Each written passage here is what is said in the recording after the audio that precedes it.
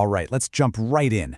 Today, we're tackling a massive shift in digital visibility, one that every executive really needs to get their head around.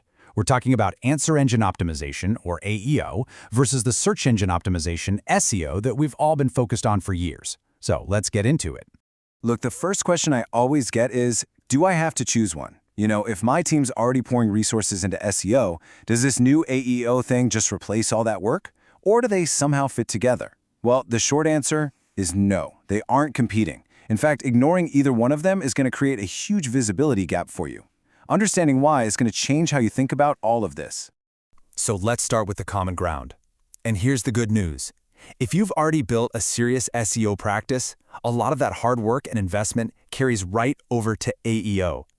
These two things aren't totally separate worlds. They're actually built on the same foundation of quality and authority. And right at the heart of that foundation is EAT. That's experience, expertise, authoritativeness, and trust. And listen, this is no longer just some Google buzzword. It's the core logic that both traditional search engines and these new AI systems use to figure out who to believe. So an executive who is consistently publishing, showing they really know their stuff, and getting that external validation, well, you're building EAT. And that's the bedrock for winning at both. And it's not just EEAT.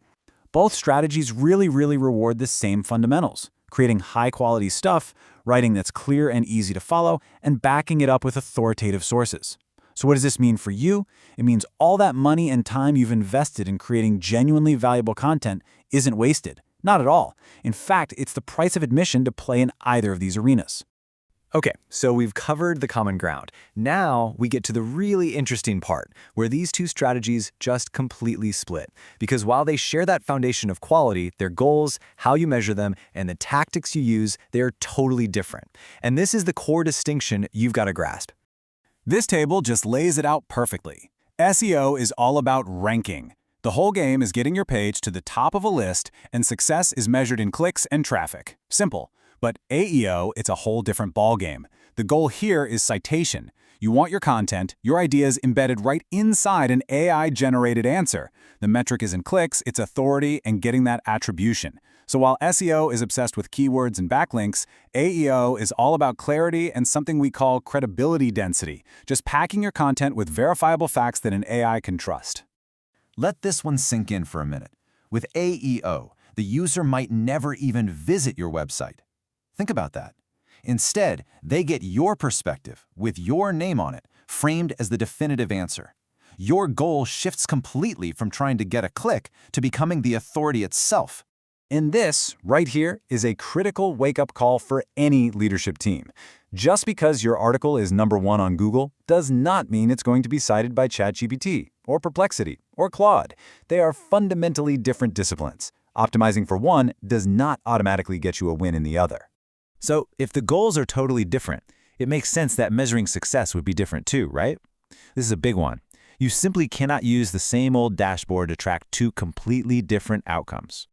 Measuring SEO is, it's a mature science. We've got amazing tools like Google Analytics, clear, trackable data, it's all there. But measuring AOE? It's a lot more nuanced right now. The tools are still being built, so for the moment, it really relies on manual, qualitative work. We're talking about tracking citations in AI systems, and more importantly, listening for those moments when a client says, I asked an AI about this, and your name came up. That's the gold.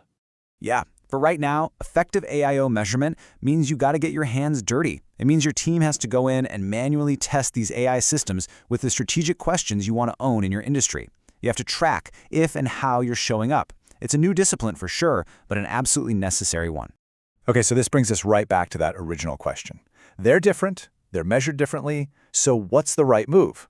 For pretty much every executive out there, the answer is a parallel investment. It is not about choosing one or the other.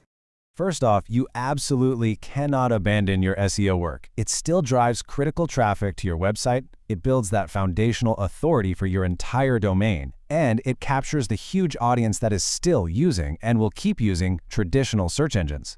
That audience is not going away overnight. But at the same time, you must adopt AEO. It's how you capture the rapidly growing share of people who are bypassing Google entirely. I mean, when someone asks an AI, who are the top 3 experts on supply chain resilience, they are not getting a list of blue links.